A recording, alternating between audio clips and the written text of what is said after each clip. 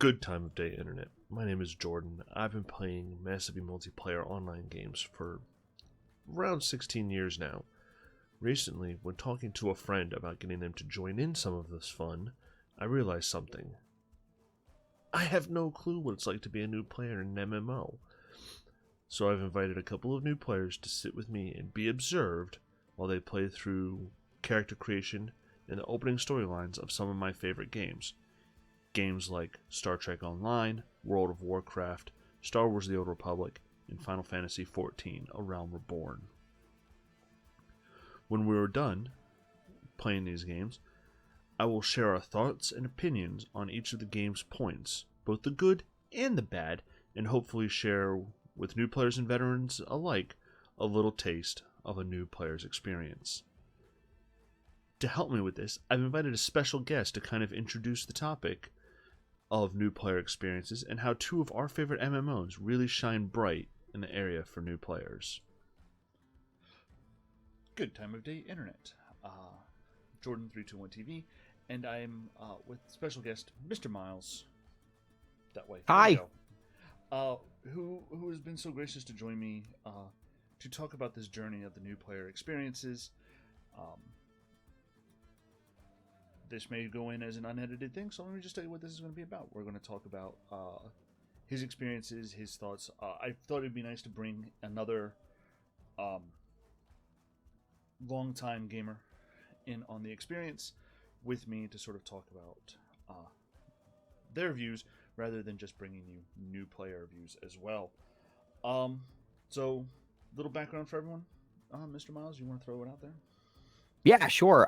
So I've been playing, I would say a gamer or anything like that, but since I was young, on a Windows 95, first games I played were like Wolfenstein and Doom, and I really didn't start getting into like MMOs and things like that until about 2005, 2006, when World of Warcraft was starting to get into its high popularity.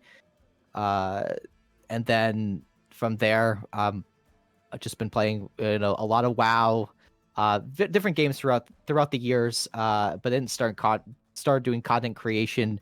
I think 2018 now. So I've been doing it for just about 3 years, and streaming WoW every once in a while, playing Final Fantasy 14, a lot of Kingdom Hearts lately. So it's kind of what I've been up to. Check out the link to MrMiles' YouTube page and all his below. I'll put a Thank you. little flash down there for everyone. So let's just jump right in. What, in your opinion, makes the new player experience good or bad? Since this conversation where I invited you in really came in on in your Discord chat, talking about the two extremes of a really good new player experience, at least in my opinion of playing MMOs in the new World of Warcraft Shadowlands Exile's Reach zone, and a kind of throw you to the wolves in the deep end new player experience that Final 14 still has 10 years later. So what are your thoughts on what makes a good new player experience? What makes not so great new player experience when it Yeah, sure. MMO? Yeah, so I think in order to have a good new player experience, the game has to do a couple different things for you. It needs to well, actually, I think three major things have to happen. It needs to get you acquainted with their interface, their way of doing things, showing you where things are. I think WoW has done a much better job with this within its new Shadowlands edition of their new player experience with Exile's Reach, kind of showing you where things are on the interface, how to drag and drop as well. The second aspect of it needs to introduce you to the story and how questing works. Again, I think WoW is doing a good job with that. And then the third part is how your class works. I think it needs to explain how certain actions work, what makes your class unique over others, and kind of get you on the right path of upgrading your talents, abilities, all those sorts of things. So I think WoW has been doing a really good job with this. It just in terms of its rework of the starting zone experience with Exile's Reach. I think Final Fantasy 14 does a good job with one of these options, and that is how your class works through the duty finder. I think it incorporates it within the story, and then has you kind of go through. So if you're a tank, it explains how to do group activity as a tank. If you're a healer, same thing. So I think Final Fantasy does a good job with that. Where I think kind of bad examples of a new player experience, I would even say you could throw Star Wars: The Old Republic in there as well, where unless you've played an MMO before, these games used to or tend to kind of just toss you up to the wolves, where you kind of have to Google your way through how certain things work, or instead of less visual representation of how to do things, it's a lot of tutorials and reading. So as soon as you do something, a tutorial will pop up and explain what it is that this is and how you do it. I find those usually are just click throughs, and you kind of just find your way as you go. So traditionally, WoW has been like that, has tutorials, but there's just so much going on in that game to start off with that it's very hard to kind of give you, especially in Classic, give you a fair representation of what you're supposed to be doing. Final Fantasy 14 does this to a degree. I thought Final Fantasy 14's at least intro, while very dialogue heavy, was better than WoW Classic. I don't know how you feel about that. It was. I think that part of the tropes of the genres, though, you have the Western style RPG in World of Warcraft and Star Wars: The Old Republic versus the more Japanese style RPG that Final Fantasy is 14 is obviously that direct descendant of, where the idea of the story-driven narrative is so much more important than jumping right into the action. But I think the thing that any new player, and I'm sure anybody who, when I finally get up to putting these the rest of all these videos up, will see, is that a game where the new player experience is an interactive experience will definitely latch the player in more than click-through screens like Star Wars: The Old Republic has, the website descriptions of things that Final Fantasy kind of puts out there with their when you unlock something new, it says, "Oh, go check out the play guide," and it opens up a new window or whatever for you. And to a lesser extent, Star Trek Online and Neverwinter, which have narrated tutorial screens, but they're still sort of, hey, here's a little text box, we're just going to read it to you as well in a voice acted bit, rather than again, the interactivity of press C to open your character page, press B to open your bag, drag your new piece of equipment into the slot that it belongs to over here. That obviously I will gush forever about how great Exile's Reach has been for new players. The people I've had playtesting this content for me have all said this is some of the easiest gameplay I've ever gotten to deal with. Yeah, it's very handholdy, which I think as a new player you need, because I remember walking various friends through, even my parents through World of Warcraft for the very first time, or even to some extent Star Wars: The Old Republic, and how certain the nuances of the game work, which are things that like only I feel like an experienced player can kind of give you. Whereas Exile's Reach now, very handholdy. Like I've played through it, and actually I prefer playing through Exile's Reach Even I'll just turn the tutorials off, but even just as a starting zone for some of my new characters, just because of how great it is.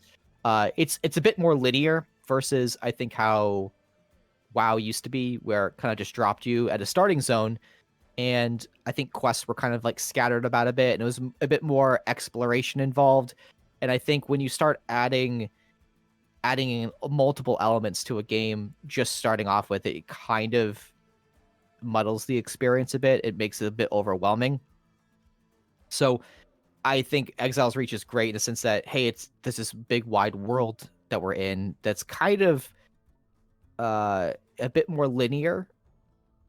And I think there's one point in Exile's Reach where you get multiple quests on either side of this like little starting area, and that kind of gives you an introductory to how the questing is going to work a bit, where hey, I can take this quest and go off in this direction, and I can take this quest and go off in this direction, but everything is going to end up coming back in an essential hub to turn in. And I think that's a good way of kind of opening up those doors to new players. uh the other side of that too is I like what Exile's Reach done, and I'll gush with you, is that they give you class specific quests, which I loved because I love that aspect of Classic still. That hey, like when you hit every 10 levels, you're going to get a class quest that's going to send you out to get a new spell or ability. I think that's really nice. It gives you a bit more connection to your character as well as your class, versus just giving you the abilities, which is kind of what most games do now. Final Fantasy 14 does that. There's no class trainer. I mean, you. Well, actually, I'll take that back. You do every once in a while will get a class quest that you'll go and do. So that is something that Final Fantasy 14 does pretty well, and it's still within the core game. Yeah, it has the main Final Fantasy 14 has the main story, but then each Yep. class sort of has their own internal story that you get to explore and learn as you level up. But you actually stole the example right out of my mouth, and Sorry. what makes a really good new player zone, tutorial zone, is you have that linear path that introduces you to movement mechanics, interaction mechanics, combat mechanics, class specific combat mechanics. I've played Exile's Reach on 5 different classes, and it's still a thrill to go do that first fight with the captain on either side with your class, and sort of learn, oh hey, druid, you're supposed to spam moonfire, hit them with moonfire, then spam wrath until they get close enough, and then run away and do it again, right? Shaman is all about hit them with lightning bolt, backhand them with your mace so that they catapults them backwards, lightning bolt. Fighter, no, not fighter. God, D&D is coming out in me right there. Warrior is about closing that gap and charge. Paladin is about shield bash and healing on the fly. So you get a little taste of that, but then once you get through that sort of, and the layout of the map is also just this straight path that you follow. Well, it's not a straight path, but it has a very clearly defined path. And once you get to the end of that, it's like, oh hey, this is how quest layout in the open game world will actually work. You'll have here, and then you'll see a question mark over here, or an exclamation point over on this side. You'll see an exclamation point all the way over there, and maybe this person will tell you to go over there to find the next. It introduces the breadcrumbs, and then it all brings it back together, and it culminates in what a lot of people play MMOs for, and that's the end game dungeon content, which I think a lot of any sort of online player platform game can really take from when it comes to their tutorial levels. That this is to make that well-designed tutorial level that doesn't feel like, hey, this is a tutorial, almost. Out of it, compared to what something like Star Wars The Old Republic or Rift has done, which is assume some level of pre-knowledge on how MMOs work, how the Hmm. game genre itself works. Uh, Yeah, I never played ESO. I have played the other, I would say the other MMOs I've played outside of Final Fantasy 14 and WoW, or Star Wars: The Old Republic. I put a fair amount of time into that, and WildStar. And I felt like WildStar and Star Wars were definitely trying to bank on WoW's existing population, where it was like, well, look, we've got this new universe that you can join and explore through, and the controls and actions and stuff like that are going to be very similar to what you're used to. Like I felt like for Star Wars in particular, it was very much WoW in space. It was. It was like you're it not was the wrong. same exact. It was the same exact layout, UI layout, all that. It all worked the same, and I think Even the it made it talent very trees were the easy to same. transition into that game because of that. Like I had been playing for years in World of Warcraft, and then I'm a huge Star Wars fan, so it's like, hey, it's WoW in space for me, so I can go and play. And it just like I just picked it up just like it was World of Warcraft. It was just that intuitive, but that was only because I had spent years playing World of Warcraft that it made that transition easy. I think it's funny you bring up Star Wars and how they very clearly banked on WoW's popularity and trying to, for lack of a better term, poach some of WoW's player base from them with the fact the UI is identical. And even when it first launched, the talent system in Star Wars: The Old Hmm. Republic was identical to how Star Wars talents, not Star Wars, World of Warcraft's talents were at the time. And then when WoW Cataclysm dropped, uh, and they revamped the talent system there about a year later, Star Wars: The Old Republic revamped their talent system to something more streamlined. Hmm. So it's just, um, again, really funny the idea of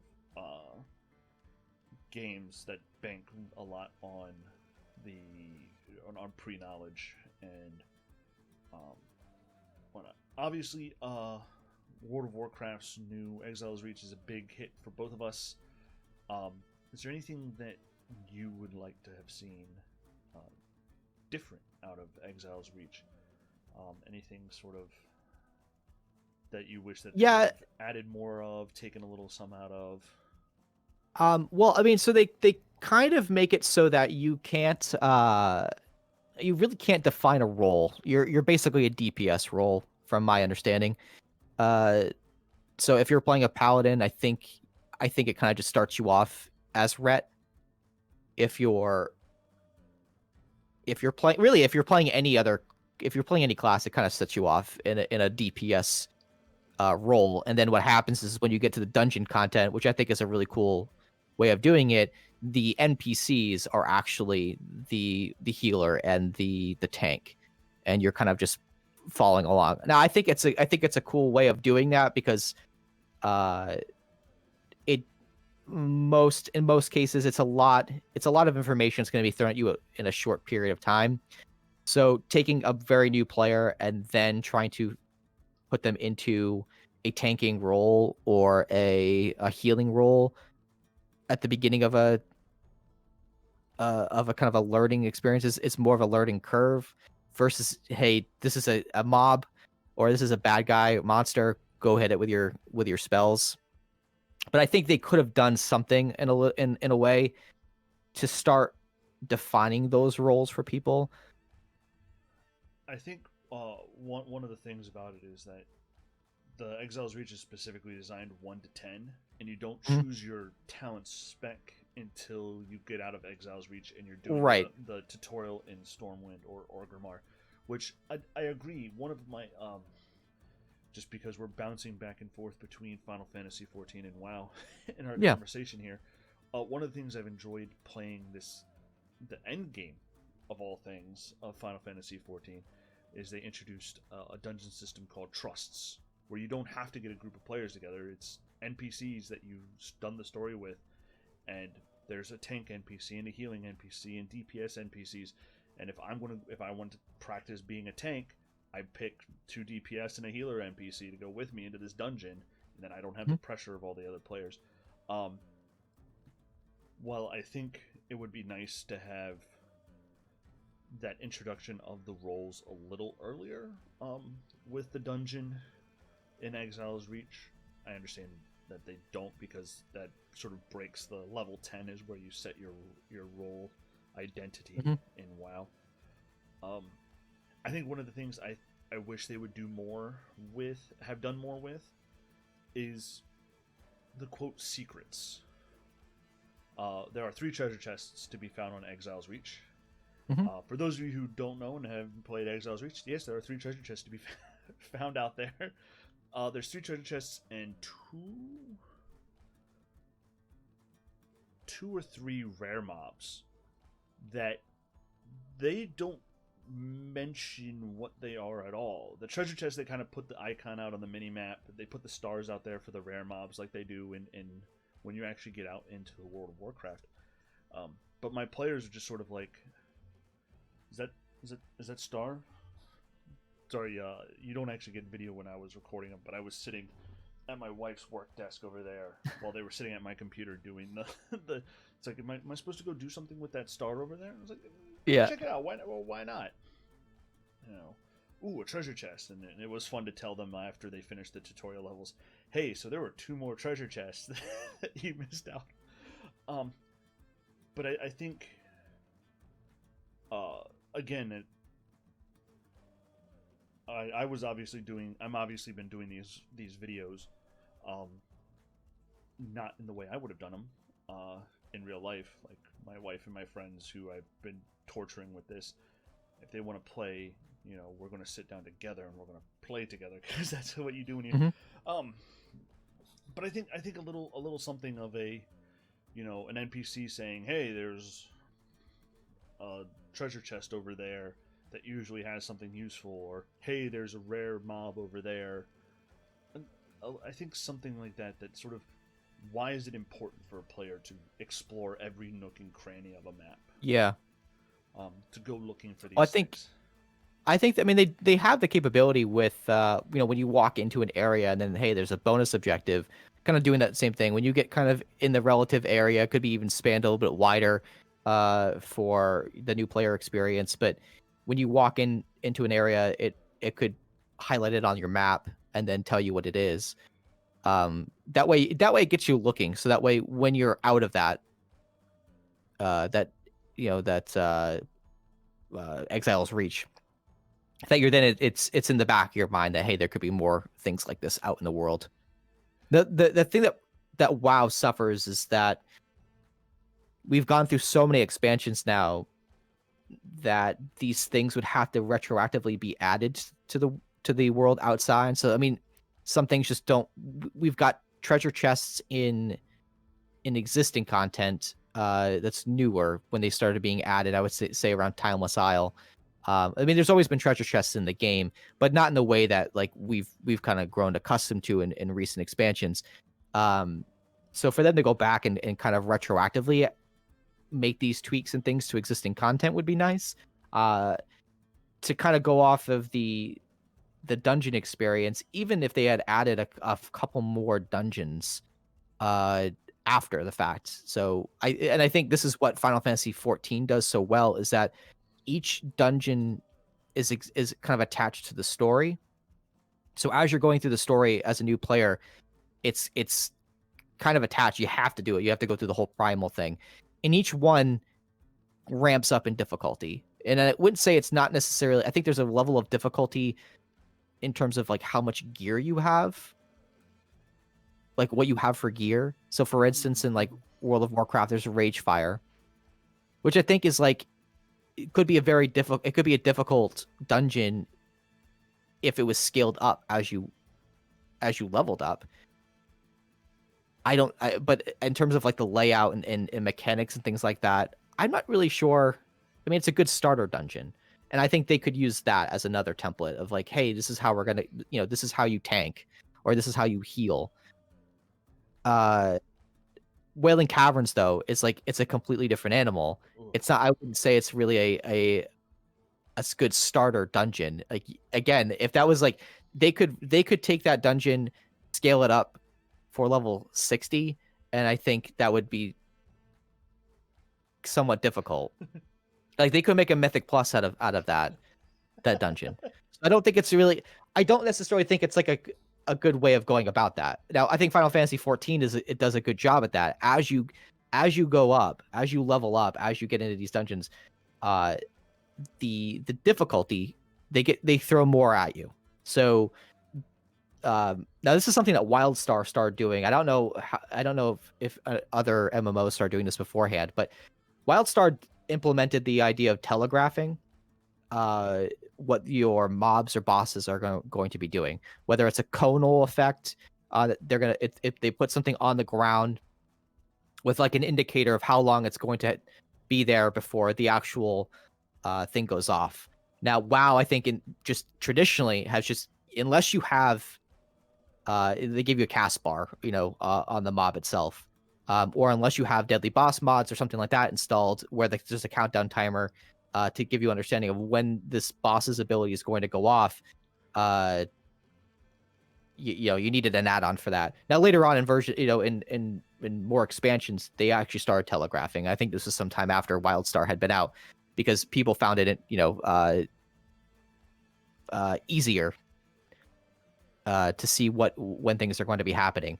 Now, Final Fantasy 14 does this, and as you level up, as you start going through more and more dungeons, the bosses start throwing more and more abilities at you. So you'll start seeing more and more telegraphs on the ground, things to stand out of, get away from, and I think WoW's a new player experience. Exile's Reach is now better than Final Fantasy 14's. I think Final Fantasy 14 does a much better job of bringing you through your experience through even after, say, the first 10 levels. Like it continues to bring you through all the way up through future expansions. To keep building on the, because group content is really where Exile's Reach kind of falters and falls flat in the rest of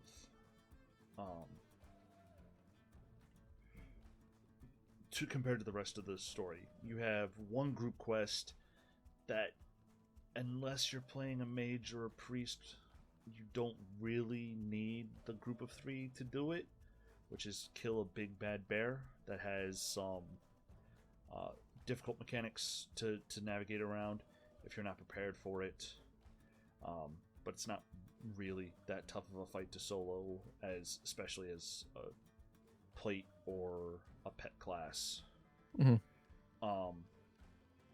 But then the final temple dungeon with its 2 bosses, they're very basic, to use the term that we're familiar with, tank and spank fights. There's no mechanic to really dance around. But I think you're right that a dungeon like Ragefire Chasm, some sort of reskin, rehash, whatever you want to use at the end of Exile's Reach, instead of this quick 10-minute 2 boss, some shrunk version of what Ragefire Chasm is, where the bosses have mechanics that you have to look out for, where there's environmental issues, because that's a big thing in WoW dungeons, is some of the environmental hazards. Mm-hmm.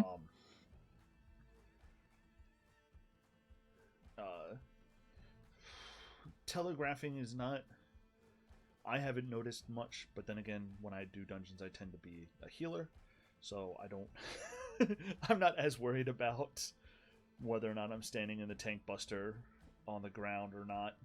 It's more worrying about running away from pools of things that pop up underneath me. But I know I've played things. I know in some games like Final Fantasy and Rift, where not getting out of the way is wipe city, is asking for everyone to die. Mm-hmm. If people don't get out of the way of the abilities that are being telegraphed. So yeah, I think that is the one fix to the end of Exile's Reach that I would make, is I would make the dungeon actually feel a little more like a dungeon. Like a dungeon that Because It feels more like a scenario than a dungeon. There's nothing at risk there. You're not at risk of failing, and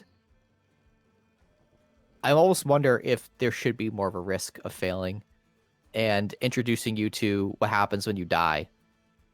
Yeah. Because I think I've died once in Exile's Reach, and again, that was me leveling a priest through it, and I attempted to take on that group quest Elite Bear. Yeah.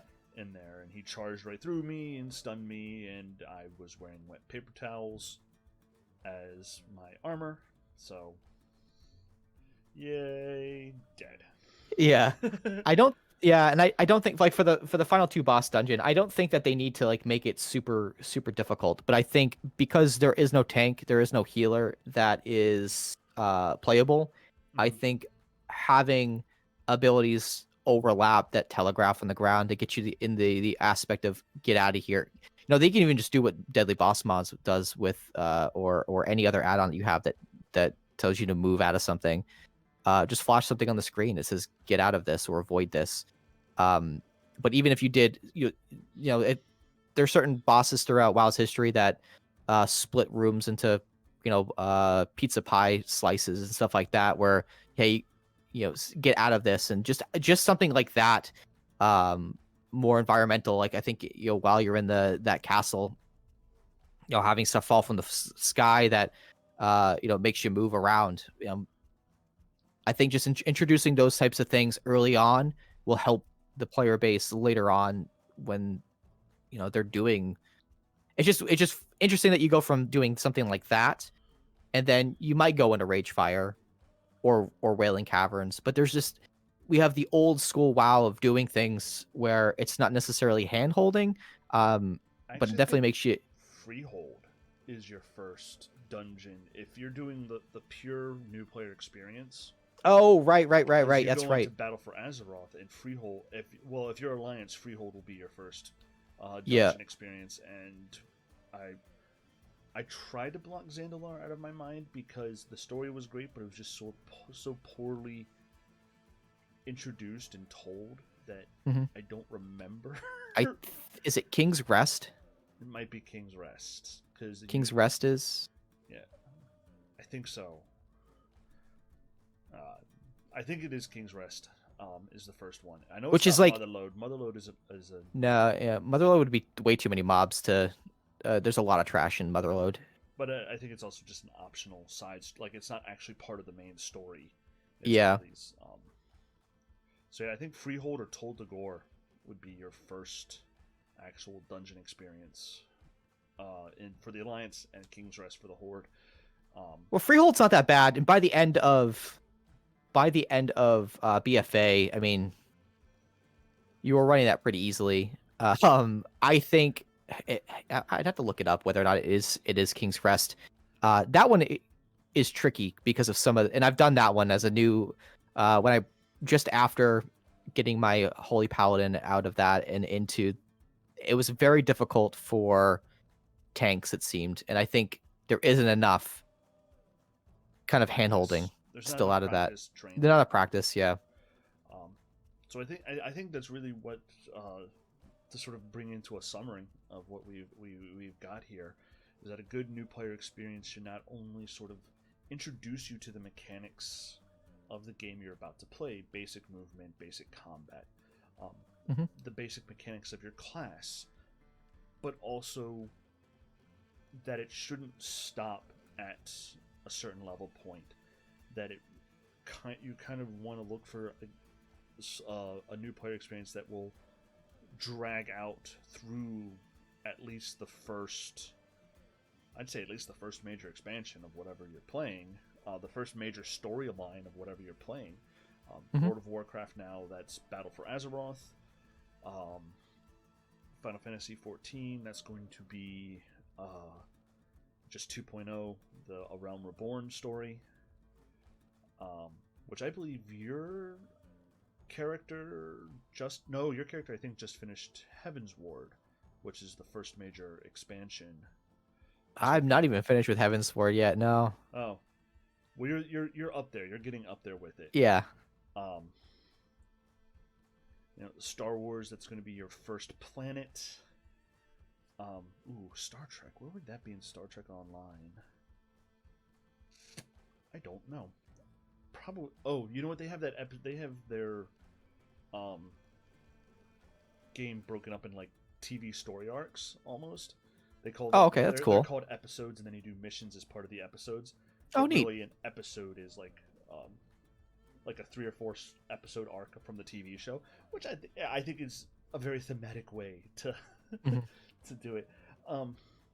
That's kind of the way Star Wars does theirs too. It's very, Yeah, very much like you're playing through the movie. a movie. Yeah, which is nice. Again, any game. I think one of the key things about drawing a new player into your game is to make sure that the player feels like they're part of Yeah, the it's the world. immersive experience, Yeah. and you really can't get that immersive experience through multiple tutorials pulling it. It's because it's gonna be pulling you out of the game. So I think that's kind of where WoW has the edge right now, is that they've made their new player experience very immersive. And very immersive and very part of the world of Mhm. Warcraft. Exactly. I say that, and I say that, and all of a sudden I hear Cartman in my head. This is the end of the world of Warcraft. Anyway, I want to thank MrMiles for taking this time out of his day. Yeah, thanks for having me. To join in. Look forward. Again, I don't know where I'm going to put this, so this part might get cut out completely in post. But yeah, thanks. Check out the links to his socials, his Twitch streams, and YouTubes down below. And then also all the stuff we do here at 321 TV. Yeah, if you could cut out and post the part where I dropped water on myself, that would be great. I will see what I can do about cutting that out, but I believe that was like mid conversation stream. Yeah, and it stayed there for a little bit. Now it's all gone, but whoops. We'll have to see what we can do. Anyway, thank you, MrMiles. Thank you, everyone. And as we always say here at 321 TV, in the words of the 16th President of these United States, Abraham Lincoln, be excellent to each other and party on non-gender specific honorifics.